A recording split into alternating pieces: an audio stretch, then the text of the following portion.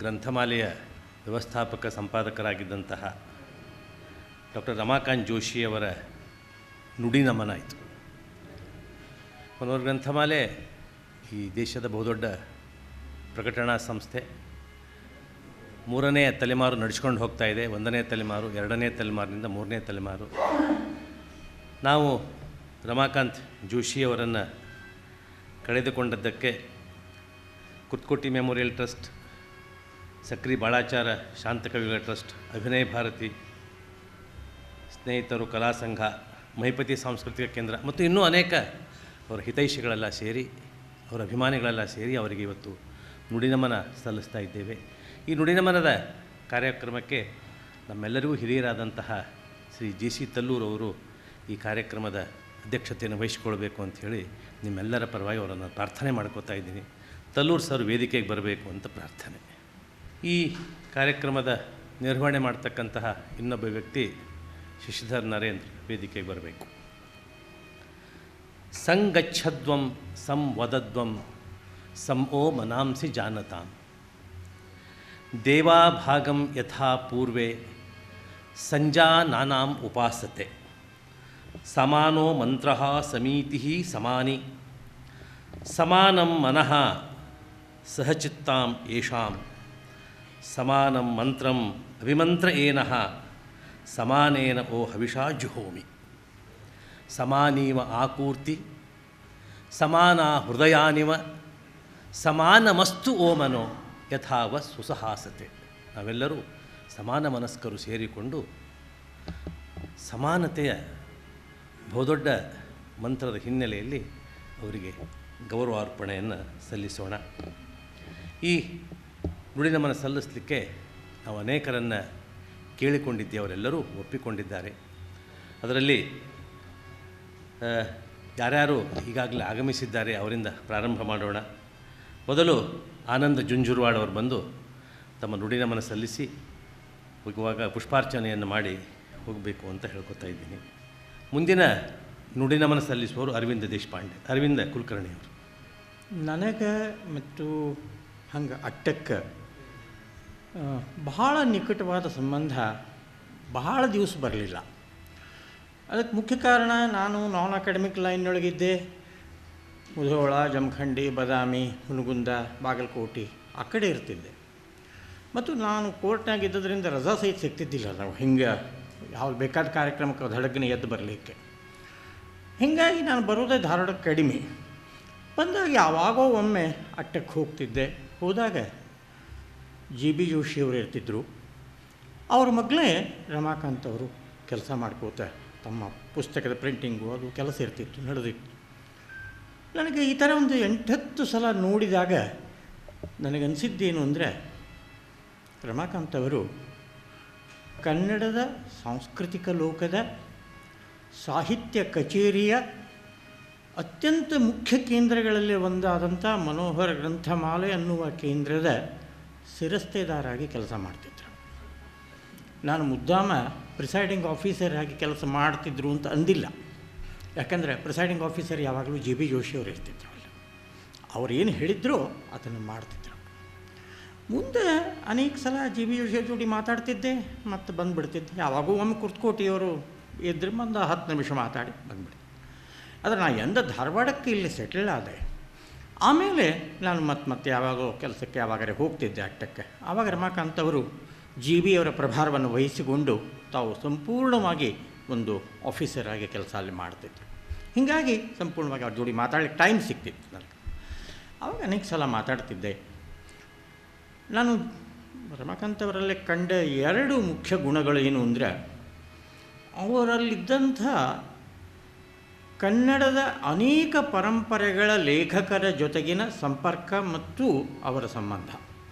ಅವರು ಸುಮಾರಾಗಿ ಒಂದು 50-60 ವರ್ಷ ಕಾಲ ಅದು ಮೈಸೂರು ಬೆಂಗಳೂರಿನ ಲೇಖಕರೋ, ಕಾರವಾರದ ಲೇಖಕರೋ, ಹೈದರಾಬಾದ್ ಕರ್ನಾಟಕದ ಲೇಖಕರೋ, ಮುಂಬೈ ಕರ್ನಾಟಕದ ಲೇಖಕರೋ, ಆ ಎಲ್ಲ ಲೇಖಕರ ಜೋಡಿ ಅನೇಕ ತಲೆಮಾರುಗಳ, ಅನೇಕ ಪರಂಪರೆಗಳ, ಅನೇಕ ಹಂತಗಳ, ಬೇರೆ ಬೇರೆ ವಿಚಾರಗಳ ಸಾಹಿತಿಗಳ ಜೊತೆಗೆ ಕೂಡ ಅವರ ಸಂಬಂಧ ಇರ್ತಿತ್ತು.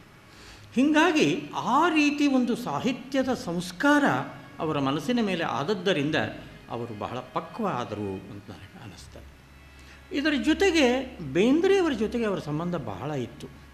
ಅವ್ರು ನನಗೊಮ್ಮೆ ಹೇಳಿದರು, ಬೇಂದ್ರೆಯವರನ್ನು ಮುಗಿದದ ಸ್ಥಾನಬದ್ಧತೆಯೊಳಗಿದ್ದಾಗ ನಾನು ದಿನ ಸೈಕಲ್ ಮೇಲೆ ಹೋಗಿ ಊಟ ಕೊಟ್ಟು ಬರ್ತಿದ್ದೆ ಅಂತ. ಎಲ್ಲಿ ಧಾರವಾಡ, ಎಲ್ಲಿ ಮುಗದ, ಎಲ್ಲಿ ಸೈಕಲ್ ಮೇಲೆ ಹೋಗಿ ಊಟ ಕೊಟ್ಟು ಬರುವುದು.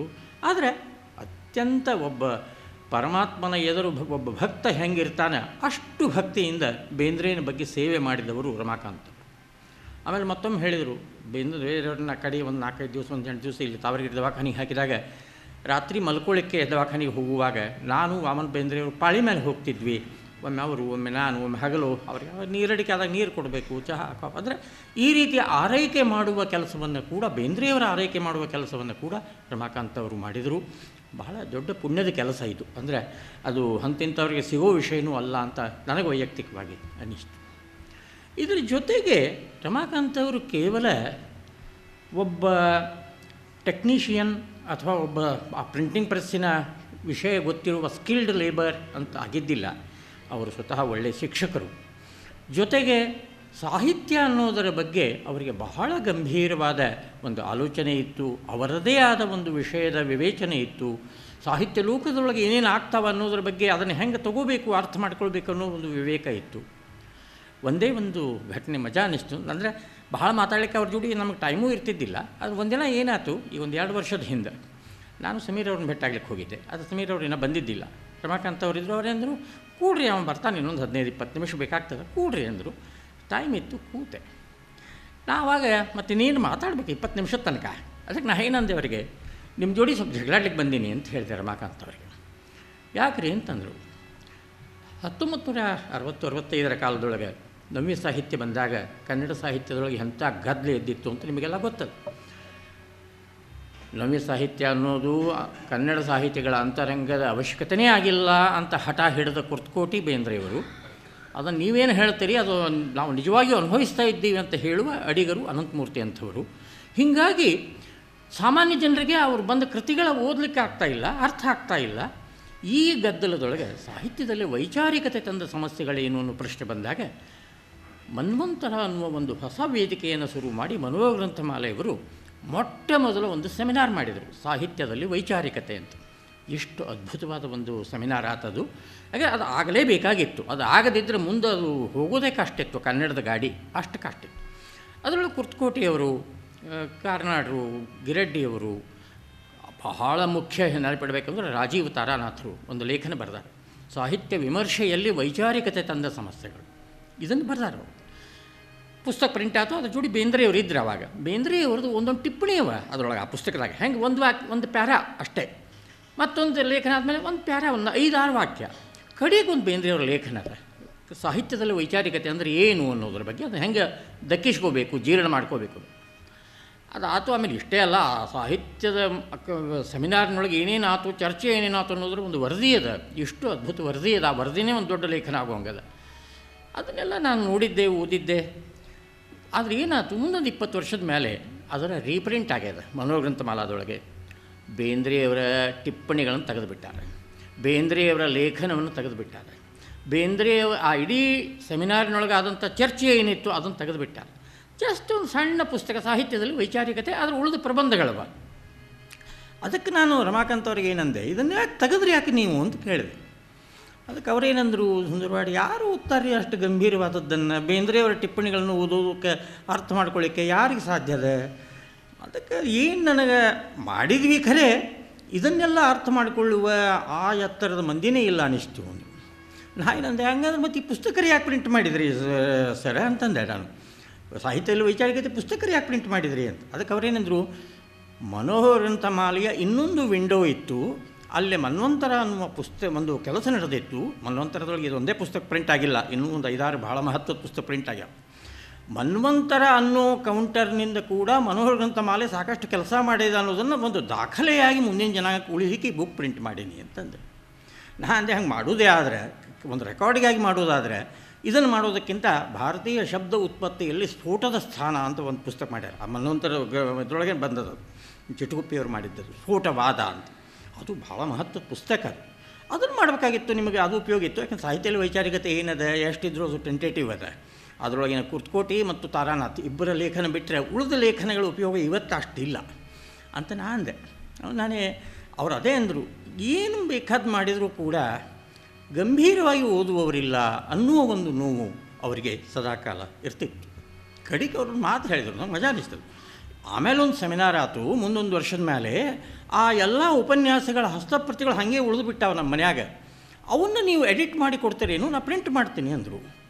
ಅಷ್ಟೊಂದಿಗೆ ನನಗೂ ಭಾಳ ಇಂಟ್ರೆಸ್ಟ್ ಹುಡ್ತೀವಿ. ಅಂದರೆ ಸರ್ ಅಗ್ರಿ ಯಾವ ಉಪನ್ಯಾಸ ಅದು ಸೆಮಿನಾರು ಯಾವಾಗಾತು, ಯಾರು ಭಾಗವಹಿಸಿದ್ರು, ಅವು ಉಪನ್ಯಾಸದ ಸ್ಕ್ರಿಪ್ಟ್ ಎಲ್ಲಿವ ಅಂತ ಇನ್ನು ಕೇಳ್ಬೇಕು ನಾ ಅವರಿಗೆ.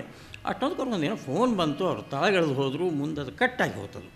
ಮುಂದೆ ಆ ಚರ್ಚೆ ಮಾಡಲಿಲ್ಲ. ಆ ಥರ ಏನಾರೇ ರಮಾಕಾಂತ ಜೋಶಿಯವರ ಇದರೊಳಗೆ ಕಸ್ಟಡಿಯೊಳಗಿರುವ ಅಪ್ರಕಟಿತ ಮಹತ್ವದ ಆ ಕಾಲದ ಪ್ರಬಂಧಗಳು ಇದ್ದವು ಅಂತ ಅವ್ರು ನನಗೆ ಹೇಳಿದರು.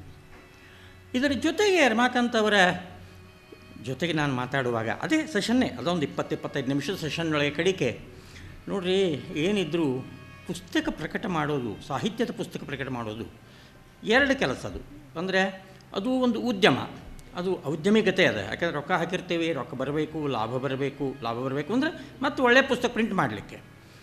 ಆದರೆ ಅದರ ಜೋಡಿ ಸಾಹಿತ್ಯದ ಅತ್ಯುತ್ತಮವಾದ ಸಾಹಿತ್ಯವನ್ನು ನಾನು ಕನ್ನಡಿಗರಿಗೆ ಕೊಡಬೇಕು ಅನ್ನೋದು ಒಂದಿರ್ತದೆ. ಇವೆರಡನ್ನು ಸಂಭಾಳಿಸೋದು ಬಹಳ ಕಷ್ಟ ಅಂತ ನಾನು ರಮಾಕಾಂತ್ ಅವರಿಗೆ ಅಂದೆ. ಅವರೇನೆಂದರು, ಅದು ಕಷ್ಟ ಅಂತೂ ಅದೇ, ಮತ್ತು ಆ ಕಷ್ಟದೊಳಗೆ ನಾವು ಏನು ಕೆಲಸ ಮಾಡಬೇಕಲ್ಲ ಅಂತಂದರು. ಅದು ಜಿ ಬಿ ಅವರು ಹೆಂಗೆ ಮಾಡ್ತಿದ್ರು, ಅವ್ರಿಗಂದೆ, ನಿಮ್ಮ ಜಿ ಬಿ ಅವರು ಏನು ಮಾಡ್ತಿದ್ರು, ಯಾರು ಪುಸ್ತಕ ಬರೀಲಿಕ್ಕೆ ಸಾಧ್ಯದ ಅದು ಬರೆದಿಲ್ಲ ಅವರನ್ನು ಬೆನ್ನು ಹತ್ತಿ ಬರೆಸ್ತಿದ್ರು ಅವರು. ಅಂದರೆ ಅಷ್ಟು ಕೆಲಸ ಮಾಡ್ತಿದ್ರು. ಆದರೆ ಈಗ ಅದನ್ನು ಮಾಡಲಿಕ್ಕೆ ಆಗೋದಿಲ್ಲ, ಯಾಕಂದರೆ ಲೇಖಕ ಹಂಗೆ ಅಷ್ಟು ಸರಳ ಇಲ್ಲ ಅಂತ ಹೇಳಿದ್ರು. ಆದರೂ ನಾನು ಅಂದೆ, ಏನು ಮಾಡ್ತೀರಿ ಇನ್ನು ಮುಂದೆ ಕನ್ನಡ ಸಾಹಿತ್ಯದೊಳಗೆ, ಇಡೀ ಕನ್ನಡ ಸಾಹಿತ್ಯದ ಸತ್ವದ ಅಂತರ್ಜಲನೇ ಕಡಿಮೆ ಆಗ್ತಿದ್ರೆ ಯಾವ ಗ್ರಂಥಮಾಲೆ ಕನ್ನಡಿಗರಿಗೆ ಒಳ್ಳೆಯ ಸಾಹಿತ್ಯವನ್ನು ಕೊಡ್ತೀನಿ ಅಂತ ಹೇಳೋ ಧೈರ್ಯ ಹೆಂಗೆ ಬರ್ತದೆ? ಕನ್ನಡ ಸಾಹಿತ್ಯದೊಳಗೆ ಆ ಸೃಷ್ಟಿ ಆಗ್ತಿದ್ದಿಲ್ಲ, ಸತ್ವ ಇಲ್ಲ ಅಂತಂದರೆ, ಸ್ಟಾಕ್ ಇಲ್ಲ ಅಂದರೆ, ಯಾರೂ ನಾವು ಕಬ್ಬು ಬೆಳೆಯುವುದೇ ಇಲ್ಲ ಅಂದರೆ ಸಕ್ಕರೆ ಎಲ್ಲಿಂದ ಬರ್ತದೆ, ಕಬ್ಬು ಎಲ್ಲಿಂದ, ಬೆಲ್ಲ ಎಲ್ಲಿಂದ ಬರ್ತದೆ ಅಂತ ನಾನು ಅಂದೇವ್ರಿ. ಅವರಂದರು, ಈ ಸಮಸ್ಯೆ ಎಲ್ಲರಿಗೂ ಅದೇ,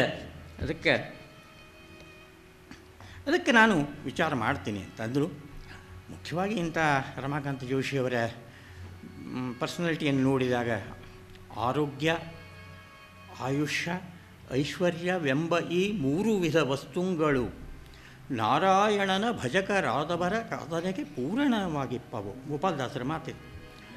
ಅದಕ್ಕಾಗಿ ನಾಡು ಮತ್ತು ನುಡಿ ಎರಡರೊಳಗೂ ನಾರಾಯಣನನ್ನು ಕಂಡಂಥ ಈ ರಮಾಕಾಂತ ಜೋಶಿಯವರಿಗೆ ಅವರೇ ಪಿತೃಲೋಕದಲ್ಲಿ ನಿಂತು ಮನೋರಗಂತ ಮಾಲೆ ತನ್ನ ಸತ್ವವನ್ನು ಕಾಪಾಡಿಕೊಳ್ಳುವಂತೆ ಮಾಡಲಿ ಅಂತ ಪ್ರಾರ್ಥಿಸ್ತಾರೆ.